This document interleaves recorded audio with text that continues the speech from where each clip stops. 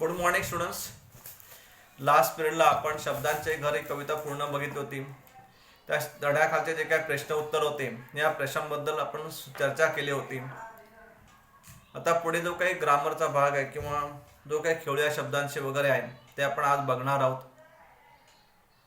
ही कविता तुम्हाला समजली नसेल तर ज्यावेळेला पुन्हा आपण भेटू त्यावेळेला मला विचारा, मी तुम्हाला सांगेन. तुम्हाला ही कविता शिकवत असताना तुमच्या जवळचं उदाहरण दिलेलं आहे. लक्षात ठेवायचं, आपलं घर, आपल्या घरातली माणसं जशी आहेत तसेच हे शब्द आहेत. हे शब्द संवाद साधतात एकमेकांशी, तसा आपण एकमेकांशी संवाद साधतो. शब्दांनी संवाद साधला जातो किंवा शब्दांनी संवाद बिघडतो देखील.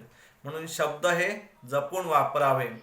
शब्द हे दुधारी शस्त्र असं म्हटलं तरी हरकत नाही, कारण आपण चांगल्या पद्धतीने बोललो, समोरच्याने कसं घेतलं माहिती नाही. अशा अनेक घटना आपल्या आयुष्यामध्ये देखील घडत असतात. त्यामुळे शब्द हे जपून वापरावे. शब्द हे अनमोल आहेत. कळलं? तर या ठिकाणी शब्दांबद्दल कवीने बरंच सांगितलेलं आहे. या कवितेबद्दल बरीच चर्चा झालेली आहे. तर आता आपण पुढे बघूया या धड्याखालील इतर भाग. बघा, आता पान नंबर 29 वर आपण बघायचं आहे. खेळूया शब्दांशी. खालील शब्दापासून अर्थपूर्ण शब्द बनवा. उदाहरण या ठिकाणी दिलेलं आहे. लांटी वे म्हणजे काय, तर वेलांटी. बघा, शब्द या ठिकाणी लिहिताना उलटा लिहिलेला आहे आणि त्याच्यापासून एक अर्थपूर्ण शब्द बनवायचा आहे. खूप सुंदर गंमत आहे. सफुदूस. आता सफुदूस या शब्दाचा काय अर्थ नाही, मग लगेच पटकन आपल्या डोक्यात येतं की धुसफूस हा शब्द असेल. म्हणून धुसफूस हा सरळ शब्द या ठिकाणी झालेला आहे. रकुआ म्हणजेच काय, अंकुरम. काणी नोका म्हणजे काय, काणो काणी. असे 3 आपण पूर्ण शब्द या ठिकाणी बनवलेले आहेत. खालील शब्दांना कवितेत आलेली विशेषणे लिहा. विशेषणे म्हणजे काय तुम्हाला माहिती आहे, ज्याला तुम्ही इंग्लिशमध्ये ॲडजेक्टिव्ह म्हणता. म्हणजे नामाबद्दल विशेष माहिती सांगणाऱ्या शब्दांना आपण काय म्हणतो, विशेषण म्हणतो. तर घर या ठिकाणी कसं आहे, सुंदर घर आहे की नाही. तर घराबद्दल कोणती संकल्पना या ठिकाणी आलेली आहे, तर सुंदर. स्वर कसे आहेत, तर हळवे हळवे स्वर आहेत. अंकुर कसा आहे, तर मन कोवळा अंकुर आहे. आणि वाट कशी आहे, तर मोकळी वाट आहे. अशी विशेषणे या ठिकाणी आलेली आहेत. ते विशेषण तुम्ही लिहून ठेवायचे आहेत. हे जे काय तुम्हाला मी आज डिस्कस करतो तुमच्याशी, तुम्ही तुमच्या वहीमध्ये लिहून ठेवायचं आहे. खालील शब्दसाखळी पूर्ण करा. सुनीता. आता सुनीता शेवटचे शब्द काय, ता म्हणजे तारा. रा वर्ण काय, राघवेंद्र. जर शेवटचा द्र पुढे घेतला, द्रव वजन नमनम. आता शेवटी न आलं, मग पुढे अजून तुम्ही या ठिकाणी कुठलाही शब्द घेऊ शकता ज्याची सुरुवात न वर्ण आहे. नमस्कार पण घेऊ शकतो आपण. मग र वर्ण पुढे कुठलाही शब्द तुम्ही लिहून ही साखळी अजून पुढे 7 ते 8 शब्द लिहून तुम्ही पूर्ण करा.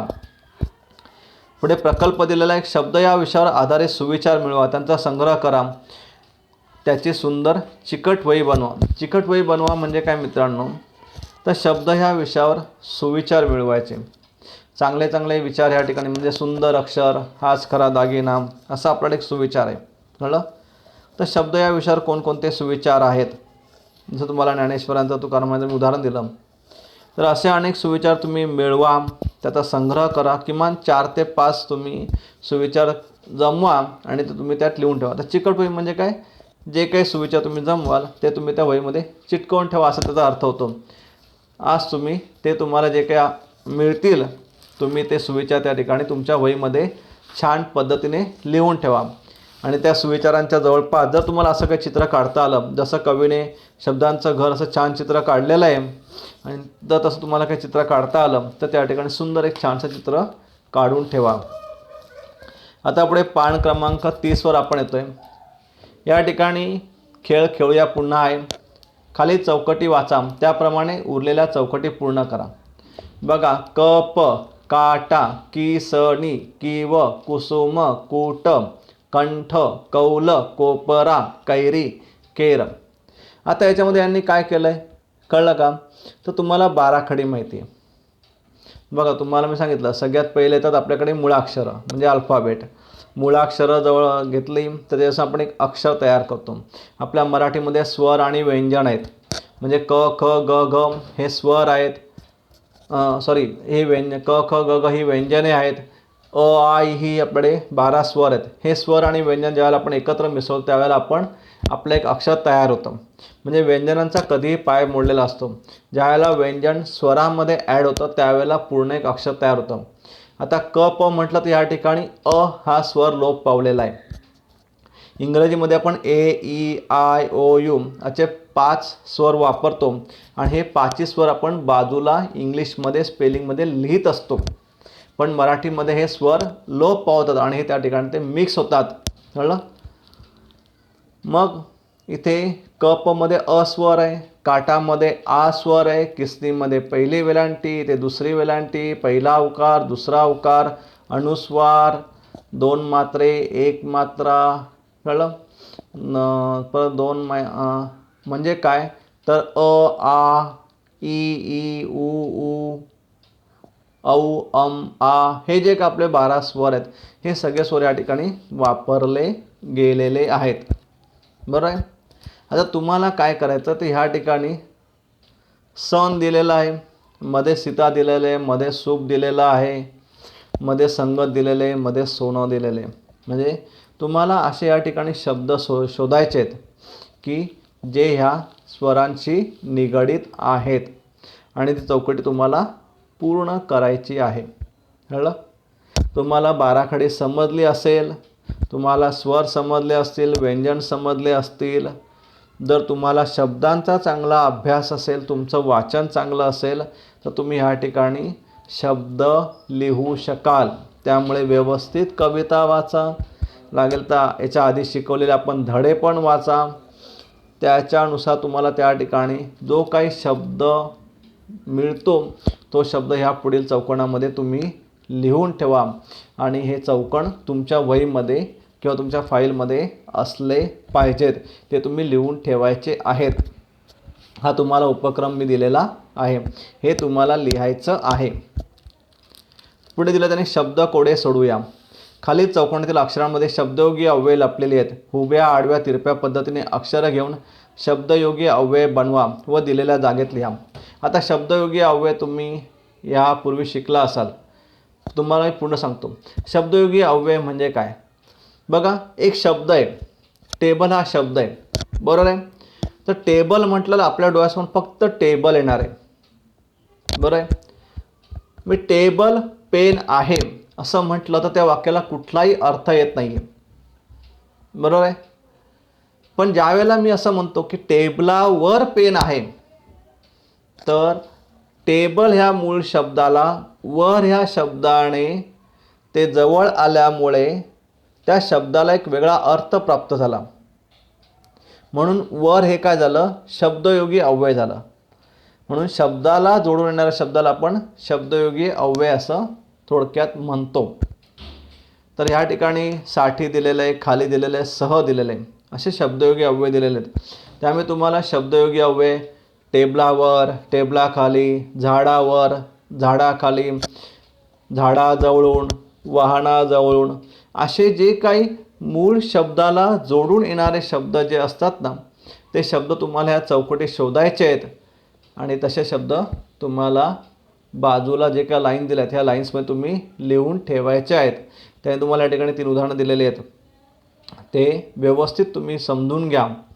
बघा, आपण केवळ प्रयोगी अव्यय, शब्दयोगी अव्यय, उभयान्वयी अव्यय आणि क्रियाविशेषण अव्यय असे 4 अव्यय आपण या ठिकाणी याच्या आधी शिकलेलो आहोत.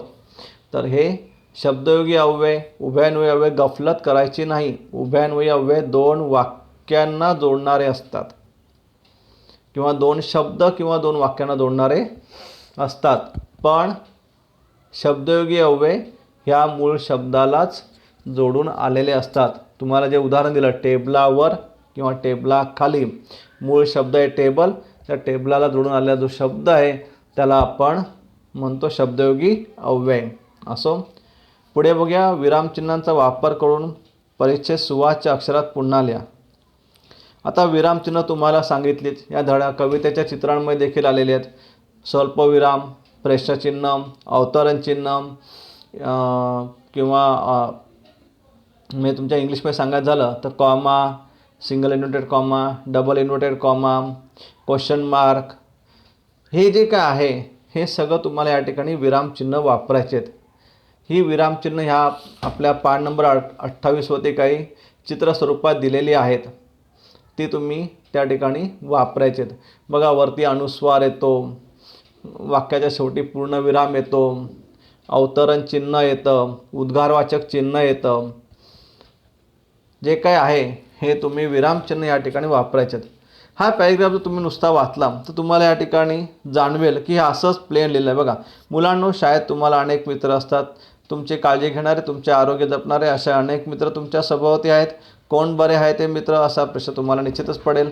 आपल्याला फळे फुले सावली देणारे वृक्ष, आपल्याला पिण्यासाठी पाणी देणाऱ्या नद्या, श्वसनासाठी ऑक्सिजन देणारी हवा, आपण ज्यावर निवांतपणे राहतो अशी जमीन, अर्थातच आपल्या सभोवतालचा निसर्ग हाच आपला खरा मित्र आहे.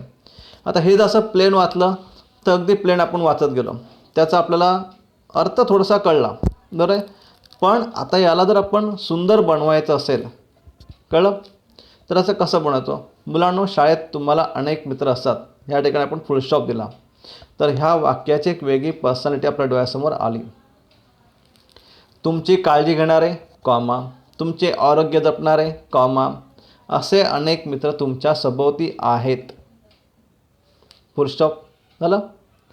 किती सुंदर वाटलं आहे की नाही? तुम्ही एक छानसं चित्र काढलं. बघा तुम्हाला चित्र करायचे सर शिकवतात, एक चौकोन साईडला काढा. तो कागद आपला A4 साईजचा असतोच, पण आधी ते बॉर्डर लाईन काढायला सांगतात. का सांगतात? कारण त्या बॉर्डर लाईनमुळे तुमच्या चित्राला एक वेगळंच वळण येतं, एक वेगळं पृष्ठ त्या ठिकाणी दिसतं. नंतर तुम्ही एक छानसं चित्र काढता, त्या चित्राच्या बॅकग्राऊंडला तुम्हाला एक कलर द्यायला सांगतात, फ्रंट साईडला कुठला कलर द्यायला सांगतात. म्हणजे का की तुम्ही बॅकग्राऊंडला एक कलर वापरल्यानंतर तुम्ही जो फ्रंटला त्या गोष्टीला कलर मारणार तो उठून दिसतो. आता बघा हे जर मी जसं प्लेन वाचलं, ते प्लेन वाचल्यानंतर गंमत नाही आली, पण ज्यावेळेला मी ह्या ठिकाणी फुल स्टॉप दिला, कोण बरे आहेत हे मित्र, तिथे प्रश्नचिन्ह दिला, तर लगेच त्या वाक्यांकडे बघण्याचा माझा दृष्टिकोन बदलतो आणि ते वाक्य आपल्याला दिसताना खूप सुंदर दिसतात. असा प्रश्न तुम्हाला निश्चितच पडेल. झाला फुल स्टॉप. इथे मी आपोआप थांबलो, कारण मला माहिती आहे की या ठिकाणी फुल स्टॉप येतो. आपल्याला फळे देणारे फळे, आपल्याला फळे कॉमा, फुले कॉमा, सावली देणारे वृक्ष कॉमा, आपल्याला पिण्यासाठी पाणी देणाऱ्या नद्या कॉमा, श्वसनासाठी ऑक्सिजन देणारी हवा कॉमा, आपण ज्यावर निवांतपणे राहतो अशी जमीन, अर्थातच कॉमा, आपल्या सभोवतालचा निसर्ग हाच आपला खरा मित्र आहे, इन्व्हर्टेड कॉमा, अवतरण चिन्ह त्या ठिकाणी येतं. कळलं? तर असे विरामचिन्ह वाचल्यानंतर त्या पॅरेग्राफकडे ज्यावेळेला तुम्ही तो लिहिल्यानंतर बघाल त्यावेळेला तुम्हाला तो पॅरेग्राफ बराच वेळा बघा असा वाटेल. तर तुम्ही एक वेगळा ॲट्रॅक्ट त्या ठिकाणी करून घेताय, कारण ही सगळी विरामचिन्ह इथे वापरलेली जातात. तुम्ही एक छानसं घर घेतलं, त्या घराला कलर मारला नाही, काही नाही, तर तुम्हाला तिथे राहायला आवडणार आहे का? नाही. पण तुम्ही एक छानसं घर घेतलं, त्याला छानशी रंगरंगोटी केलीत, तिथे छानसं फर्निचर केलं, अगदी खूप सुंदर सुबक आकारामध्ये त्याचं इंटिरियर केलं, तर तुम्हाला ते घर खूप आवडेल.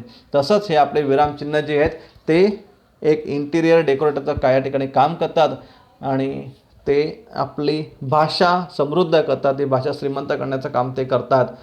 बघा तुमच्या घरात इंटिरियर छान असेल तर आपल्याला खूप भारी वाटतं, अरे माझ्या घरात एवढं लाखाचं इंटिरियर आहे. ते इंटिरियर तुमचं घर खूप सुंदर करून जातात. बरं आहे.